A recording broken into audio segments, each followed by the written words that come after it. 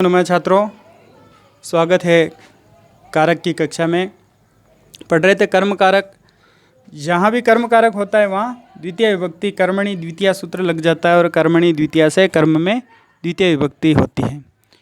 कर्म कहाँ कहाँ होगा, कुछ सूत्र पहले देखे थे, इसमें देखते हैं।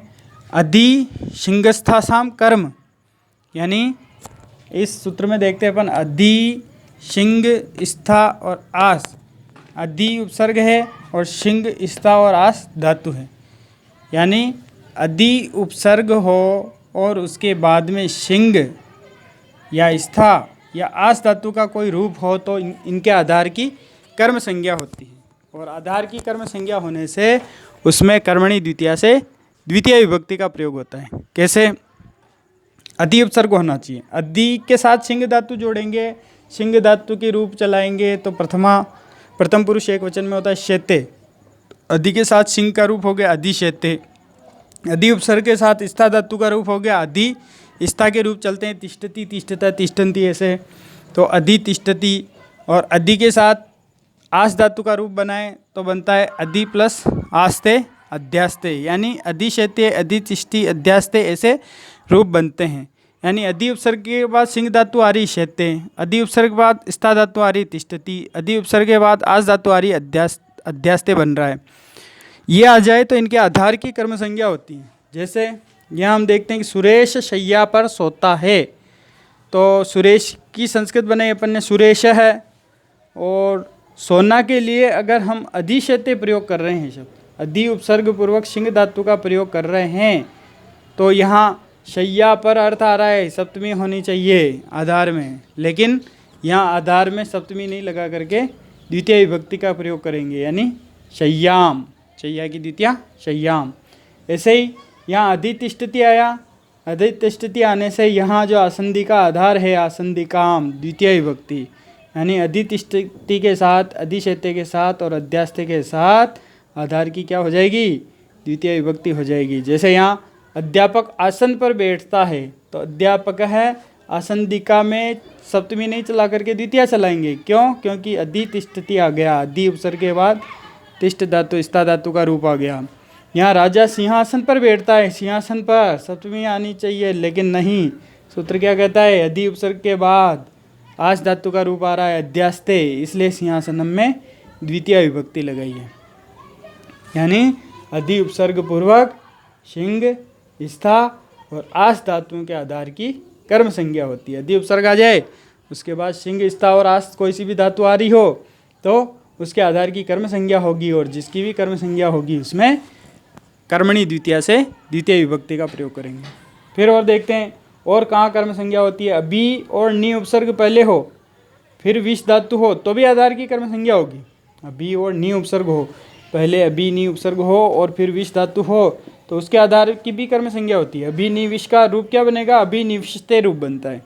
तो अभिनिविष्टे शब्द आ जाए, सीधा ही ध्यान रखो, अभिनिविष्टे शब्द आ जाए तो भी जो आधार होगा उसकी कर्म संज्ञा। जैसे उदाहरण देखें अपन, सुरेश सन्मार्ग में प्रवेश करता है, यहाँ सन्मार्ग में प्रवेश करता है आधार में सप्तमी होनी चाहिए, लेकिन सप्तमी नहीं होकर यहाँ द्वितीय का प्रयोग क्यों कर रहे हैं, क्योंकि अभी और नी उपसर्ग आ गया फिर विष धातु आ गई। अभिनिविष्टे शब्द आ जाए, सीधा ही देख लो, अभिनिविष्टे शब्द आ रहा है तो पहले सन्मार्गम। परीक्षा में प्रश्न कैसे आते हैं, रीट परीक्षा में पूछा जाता है कि सुरेश है, यहाँ अशुद्ध लिख देंगे, सन्मार्गे दे दिया, सप्तमी विभक्ति दे दी, और पूछा शुद्धम कृत्वा लिखत, तो सन्मार्गे गलत होगा अगर अभिनिविष्टे लिख रखा है तो अभिनिविष्टे के साथ द्वितीय विभक्ति ही आएगी, सन्मार्गम आएगा। यहाँ पूछ लिया सुरेश है, शय्याम की जगह विभक्ति चेंज कर दी और पूछ लिया तो यहाँ शय्याम द्वितीय विभक्ति ही आएगी।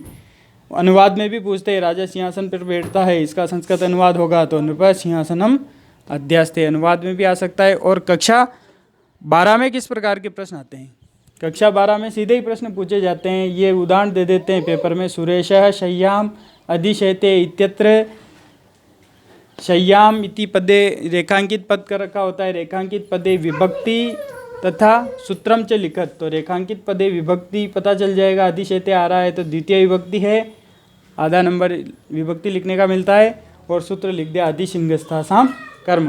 12वीं कक्षा में ऐसे प्रश्न पूछे जाते हैं। ये पूछ लिया जैसे सुरेश सन्मार्गम अभिनिविष्टे, सन्मार्गम पदे विभक्ति अस्ति, तो विभक्ति का उत्तर होगा द्वितीया, और सूत्रम किम अस्ति अभिनिविशश्च। लेकिन रिट में ऐसे सूत्र नहीं पूछे जाएंगे, रिट में उदाहरणों पे विशेष फोकस करना, उदाहरणों पे ध्यान देना है। जैसे ये देखा उपानवद्यांग वश है, इसका विच्छेद किया उप प्लस अनु प्लस अद्धि प्लस आंग प्लस वश, यानी इसको जोड़ते हैं तो ये सूत्र बनता है उप अनु उपानु, नु का ऊ का वह बन जाएगा उपान व, ई का यह बन जाएगा उपान वद्यांग। इस पूरे को जोड़ेंगे तो ये बनेगा उपान वद्यांग वश। क्या अर्थ होता है इसका? उप उपसर्ग है, अनु उपसर्ग है, अधि उपसर्ग है और आ उपसर्ग है, यानी उप अनु अधि आ, इनमें से कोई सा भी उपसर्ग आ रहा हो और उसके बाद वश धातु हो। जैसे उप के बाद वश धातु आएगी तो उपवस्ती रूप बनेगा, अनु के बाद वश धातु आएगी तो अनुवस्ती रूप बन रहा है, अधि के बाद वश धातु आएगी तो अधिवस्ती रूप बन रहा है, आ के बाद वश धातु आएगी तो आवस्ती रूप बन रहा है।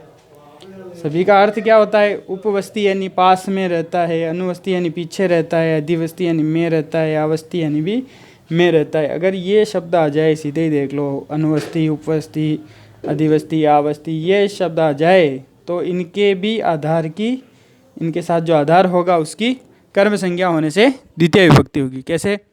जैसे श्याम नगर के पास में रहता है, श्याम का हो गया श्याम है, अब नगर के पास, नगरस्य समीपम, अगर समीप लिखेंगे तो षष्ठी लगानी पड़ेगी, नगरस्य समीपम वस्ती ऐसे लिखना पड़ेगा। लेकिन समीपम नहीं लिखते हैं, उप का प्रयोग करते हैं, उपवस्ती, उप के बाद वश धातु आ गई, ये कह रहा है उप के बाद वश धातु आ गई तो आधार की कर्म संज्ञा हो जाएगी, और कर्म संज्ञा होने से फिर षष्ठी नहीं लगा करके क्या लगाएंगे? द्वितीय विभक्ति। जहाँ भी कर्म संज्ञा होती है कर्म कारक में कौन सी? द्वितीय विभक्ति होती है।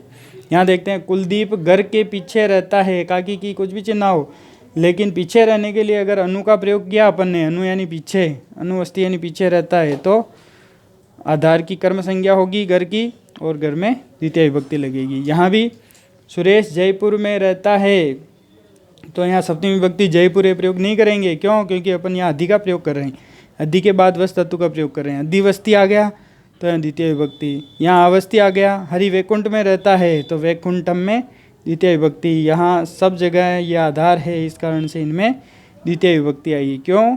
उप के बाद वश धातु है, अनु के बाद वश धातु है, अधि के बाद वश धातु है, आ के बाद वश धातु है। तो द्वितीय विभक्ति जहाँ भी कर्म कारक होगा वहाँ पे द्वितीय विभक्ति। उदाहरणों पे विशेष फोकस करें, रीट वाले और कक्षा 12 वाले फोकस करें, वो भी उदाहरणों पे। उदाहरणों में क्या देखना है उनको, तो क्या लिए याद करना है 12वीं वालों को, तो शय्याम में विभक्ति कौन सी है रेखांकित पद में और उसका सूत्र क्या होगा। विभक्ति सूत्र कक्षा 12 वालों को याद करने, रीट वालों को सब याद करने। जय तु संस्कृतम, जय तु भारतम।